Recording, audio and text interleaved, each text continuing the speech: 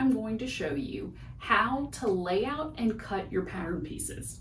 Now, if you're just joining us for this video, I am working with a vintage 90s pattern. It's Butterick 4498, which is just the basic A-line dress, and I'm doing the shorter version, just basic and straight. If you are interested in finding a similar pattern, Butterick has another fast and easy pattern that is available to purchase now, and it's Butterick 6653. So you want something similar, that's the way to go. I have washed and ironed my fabric, and I also got it on grain. So my fabric is ready to go as far as all that goes.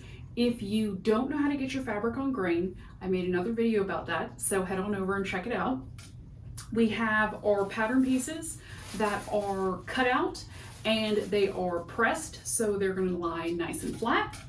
And as far as tools go, you're going to need a tape measure and some straight pins. And if you have fabric weights, that's great. If not, no worries. I just like to use them, and I'll show you why. You're also going to need your layout instructions, so make sure you got those handy. And let's go in for a closer look. Before we get started, there's something I need to point out. This is a directional fabric, and I only just noticed it when I was ironing the fabric and getting it on grain. Now, you may be looking at this fabric thinking, well, how do I know it's directional? It kind of looks very arbitrary to me. Here's a tip. You look for the specific design element that is going in a specific direction. In this case, we are looking at this leaf pattern, and there's an obvious top, those are the top leaves, and then there's a stem, which is the bottom. And I don't know if that's actually what this is, but that's what it looks like, so that's what we're going to go with. If you look at the repeat across the pattern, it's always going in the same direction. That means we need to cut out our pattern pieces and lay them out so that that leaf is going in the same direction all the way around our garment. We don't want the leaves to be going up on the front of the garment and down on the back of the garment. That's going to be a tip off to everybody that this is handmade, and we want it to look as professional and finished as possible. Now, when you're just learning, this is not something that necessarily is pointed out to you. I don't think anybody ever pointed this out to me. I kind of learned it the hard way, and I don't want that for you. So when you lay out your fabric, pay attention to that. If this was not a directional fabric, this center repeat would be going in the other direction. So then that would mean that it's a reverse, and then it would keep reversing through the fabric. So we could lay out our pattern pieces either way, and it would look the same going in either direction. But because these leaves are going all in this upward direction, we need to lay out the pattern in the correct way. That means we need to look at the pattern instructions for layout with nap. When I initially went over the layout on the pattern instructions, I was under the assumption this fabric had no direction, and therefore I highlighted the layout for without nap. Now, that's what you would use for a non-directional fabric, meaning that the print went both ways, or if you just had plain solid color fabric and it didn't matter which way you laid it out. We want to come back up here to the top where there was a single star, which meant with nap. Now, as I mentioned before, nap is a texture to the fabric, meaning velvet or corduroy, so there's a fuzzy feel element to it, and you want that to all be going in the same direction. Now, because we have a directional print, we want the print to be going in the same direction. So it's the same way that we're going to lay it out. Now, I'm going to highlight this one in pink, so I make sure to do the right one. And as you can see, both the top of the dress, which is up here, there's the neckline, and the back of the dress, also up here, they're at the same side. So if you go back to the without nap, the top of the front of the dress is at the bottom, and the top of the back of the dress is at the top of the piece of fabric. So as you know, our fabric is going this way, which would mean that the pattern would be going down on the front and up on the back. So reverse from what I had used as my example. But when we lay it out according to the nap instructions, that means that the fabric direction of the print is going to be going in the same direction. So in this case, it'll both be going up, which is what we want. because then that means that the front and the back are going to look the same, and it's going to be it's going to look more professional, and the print's going to be going the same direction all the way around your body. And that's what we're striving for here. Now, if we look a little closer, you can see that these patterns are going to be turned over. If you go back to the glossary, you can see that the little dots mean that it's the wrong side of the pattern. And so when we lay them out, we want to make sure that they're reversed, but still going in the same direction. Now we're going to take this and lay it off to the side, and we're going to grab our top pattern piece. And because we are cutting it on the wrong side, we're going to flip it over. But let's take a look at that instruction. Now on the front, it says center fold. So that's going to go against the center fold, but we're going to flip it over so you're not necessarily going to see that writing.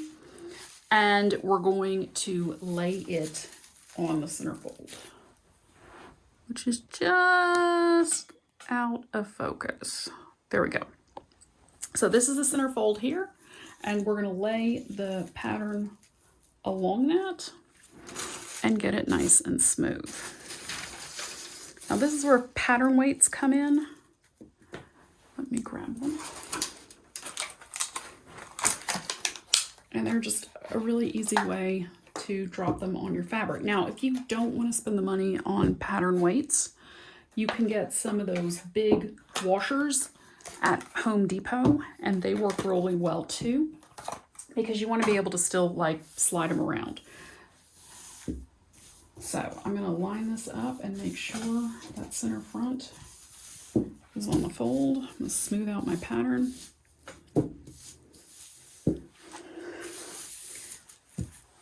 So it's all nice and smooth. Fabric's nice and smooth underneath.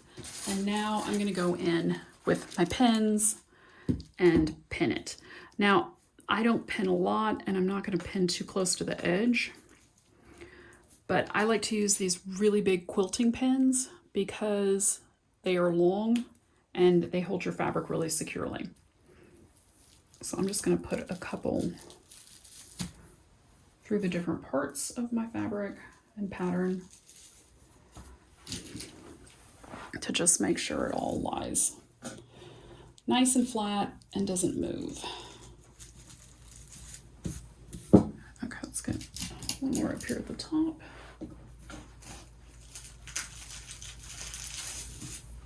And one more at the bottom. Now this might be a little bit of an overkill, but I want to make sure that I'm setting a good example for y'all.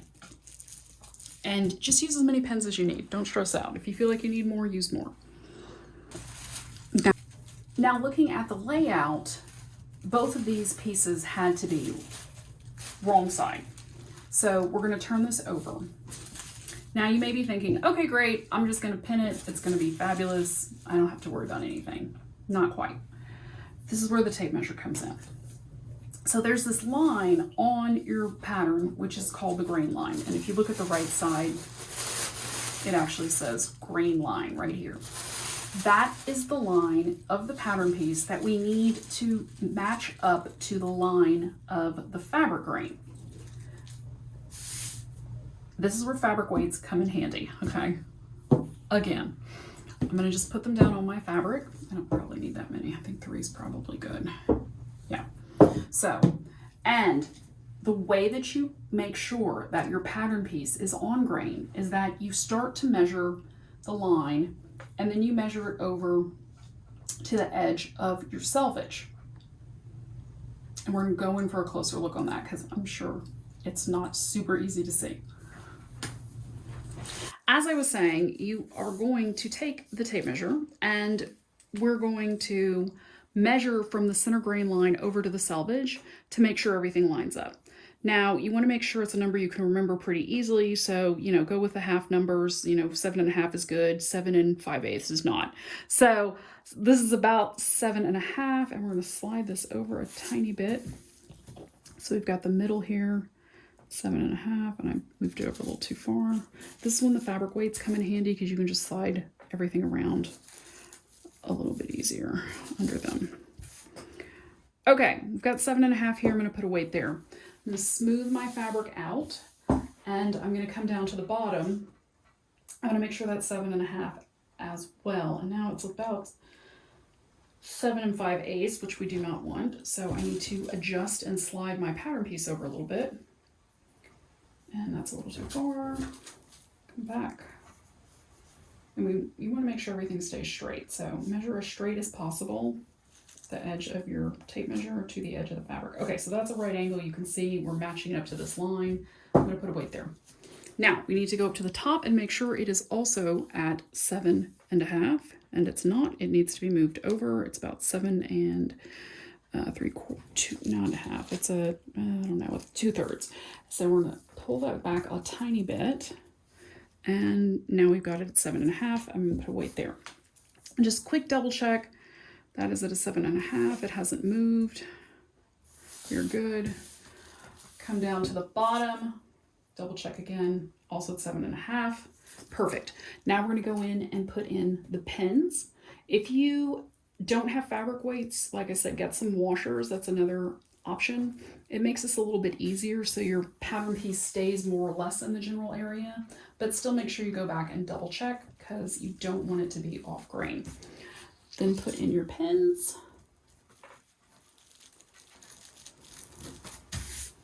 And we are ready to move on to cutting.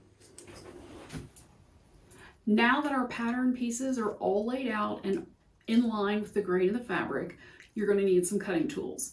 Now, as you can see, I have Olfa mats and an Olfa rotary cutter. So I'm going to be showing you how to use that. But anytime I cut out, I also use my dressmaker shears for the finer points, the little notches. And if you don't have a rotary cutter, then I highly recommend these Fiskars cutting scissors. They have spring action. So there's a spring in there and it bounces. It's going to save your hand from cramping if you don't have a rotary cutter. And let's get started. I usually start with a rotary cutter, make sure it's locked in the out mode, but then also make sure that you don't cut yourself with it. I'm going to start up just a little bit over the edge of the fold, and I'm going to line it up and then go across the bottom hem part of my dress. And I kind of lean on my table and hold the pattern piece with my fingers out of the way to cut. Okay, yay, I have my blade sharp for once. So I just kind of leave the fabric there, and then I'm going to go down the side of my dress. And you don't have to cut from any particular direction, but once you start cutting, keep cutting in that direction. So since we start at the bottom and I'm going to go up my dress, when I start on the back piece, I'm going to start at the bottom and then go up my dress. You don't want to cut every which way because the fabric might shift a little bit, and you want to make sure that everything is still going in the same way. So let's keep going.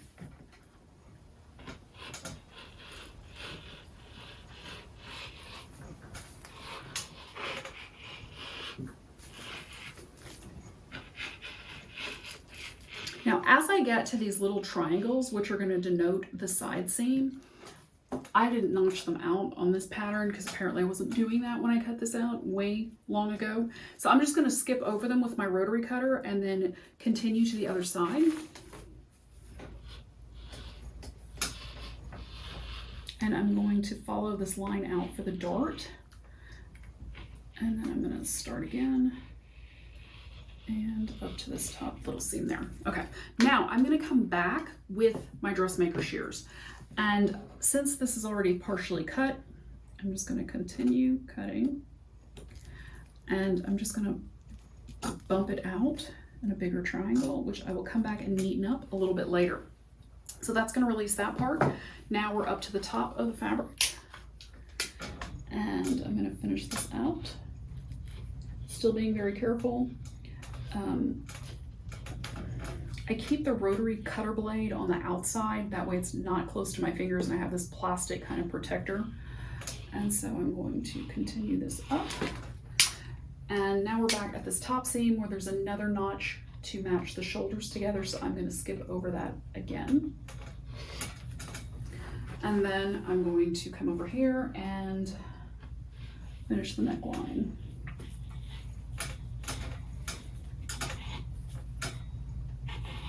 Okay, that doesn't look great because I'm a little bit wonky, so I'm going to cut this way. Okay. All right, that did it. So once again, I'm gonna go back to the shoulder seam and notch out that little triangle since I didn't do it when I cut this pattern out, but no worries. Okay. I usually just leave my pattern piece in and then I go to the other one. Continuing to the back piece of the fabric, use your same rotary cutter. We're going to start at the bottom and go across just like we did with the other piece. And because this piece has the center back zipper, we're going to have to cut out both sides of this pattern piece. And like I said, we're starting from the bottom, so we're going to go up. And I'm still leaning on my fabric and the pattern and going from the bottom of the dress up towards the top. Now the difference is going to be that when we get to the notches on this seam, it's the center back, which means there are 3 triangles that I'm going to skip over and continue to cut this top seam. It's pretty much exactly the same as when we cut out the front, but just remember there's an extra seam to cut, an extra line to cut because of the center back seam. So keep cutting out and then we will regroup. Don't forget to cut out your center back notches, and I just made one giant triangle here, but then what I'm gonna do is go in and make smaller triangles. I just line my scissors up with the lines of the triangles. There we go. And so if you just line it up,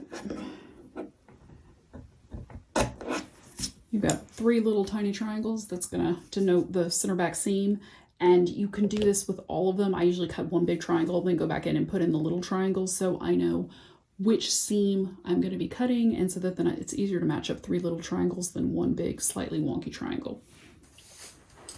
Before, when I was talking about cutting everything out in the same direction, sometimes it is easier said than done. So if you were having a hard time matching up your lines and it is too hard to cut from the bottom up, you can cut the way that you want. It's kind of an ideal, it doesn't always work. So do your best and just remember to make sure to cut out the side seam notches and all the notches you need to match everything up. Because if you don't, then you're going to have problems later. Once you've got all your pattern pieces cut out, then you can very carefully move them. Sometimes my rotary cutter doesn't always cut these little tiny threads, so I'm going to go back over, make sure everything is cut out. And here's another spot I missed. I just do that with my dressmaker shears because it's a little bit faster. And you want to make sure that you keep your pattern attached to the fabric. So I'm just going to carefully fold this kind of in a roll, and I'm going to put it to the side. And then I'm going to pull the rest of this piece towards me. And let's see, there's a little threads there. Okay, so I'm just going to take this extra scrap and save it for later for another project. And let's take a look at this. I'll take these weights off.